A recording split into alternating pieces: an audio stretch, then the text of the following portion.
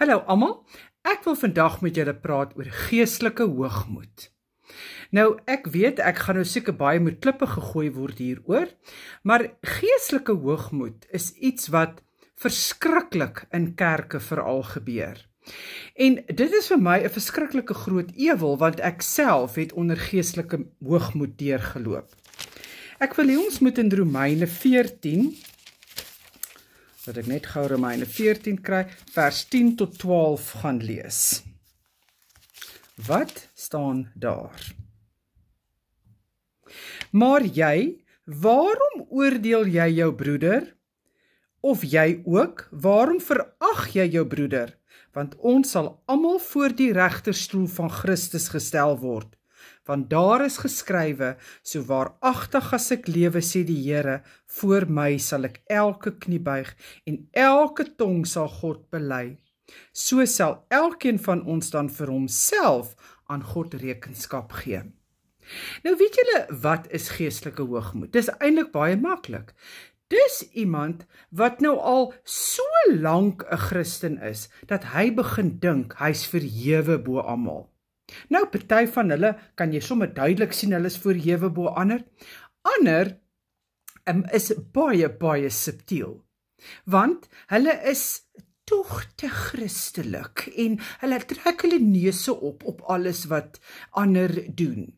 Nou weet jy, as jy 'n jong Christen is, met ander woorde, baie onlangs tot bekering gekom het, kan ek heeltemal verstaan, dat jy kyk na daai mense in die kerk en dink, o Vader, ek wil tog net nie so wees nie. En weet jy, dit is regtig so, dat jy kom in die kerk en jy wil so graag deel wees, want jy kom dalk uit 'n ander kerk uit, of jy het nou net tot bekering gekom, en jy wil ook iets doen, en dan sê jy, ek gaan dit doen, en dan kom daai geestelikes, en dan sê hulle, het jy goed genoeg voorberei? Is jou struktuur reg genoeg daarvoor? Of miskien moet jy nog bietjie daaroor dink. So asof hulle weet wat God vir jou sê.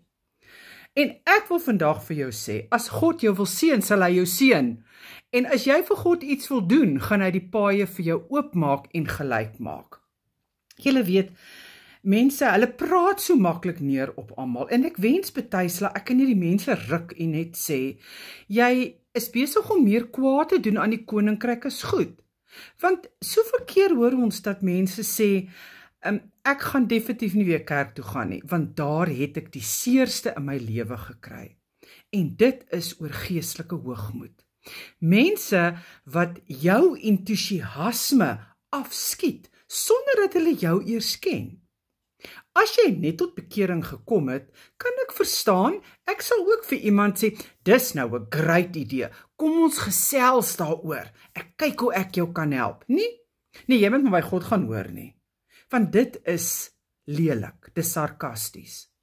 En ek, wat uit 'n kerk uitkom, wat jare lank God al dien, en weet waar ek staan, kom in 'n kerk, en dan word daar vir my gesê, ek wil nou nie snaaks wees nie, maar jy kan nou nie meer deel wees aan hierdie selgroep nie, jy woon te min by. Nou weet jy regtig waar julle? As ek net elke maand by 'n selgroep kan wees, dan sê ek vir jou, geluk, jy kom ten minste. En dit is, hoekom dit met my gebeur het, dat ek 'n aanlyn selgroep begin het. En jy kan daar wees of jy hoef nie daar te wees nie. As jy dit vanaand nie kan maak nie, ek neem dit op. By die selgroep wat ek was, het hulle dit ook opgeneem, maar ons mag nie na die tyd luister as jy nie self daar is nie, lyk my. En dit is so verkeerd. Gaan luister na my Bybelstudies, woon by wanneer jy kan, moenie sleg voel as jy nie kan nie. En dit is wat ek vir jou wil sê, as die kerk jou seer gemaak het, as gevolg van geestelike hoogmoed, dan sê ek nou vir jou, skakel vir my, skakel iemand anders, daar's baie mense wat bedieninge het buite die kerk. Of, bly deel van die kerk, maak jou vel hard, want weet jy wat, God praat ook deur mense, wat nie noodwendig nice is met ander nie, maar hy praat met jou, en jy moet dit hoor. So, getuig, wees jouself, doen wat jy weet jy moet doen, wat God vir jou sê. God praat met jou van voordat jy tot bekering gekom het. Hy's lief vir jou van voor die tyd. As iemand nie kan God in jou ook raak sien nie, is hulle nie 'n kind van God nie. Dan maak hulle of hulle 'n Christen is. En ja, dis harde woorde wat ek sê. Want of jy lank 'n Christen is, en of jy kort 'n Christen is, jy is God se kind.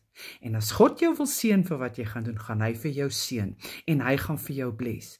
En daardeur sê ek nie, mens draai om en dan sê jy nee, nou vir die mense nie. Daardeur, hou aan met jou lewenswyse, onthou God sien vir jou, hy sien die ander mense om jou en hy sal self rekenskap gee. Hier staan dit in Romeine, met elke ene wat hoogmoedig is, want dit is wat geestelike hoogmoed is. As jy dink, jy raak beter as ander, jy het 'n beter verhouding met God. Nie een van ons het beter as die ander nie, ons het net anders. En God is vir jou lief, net soos wat jy is.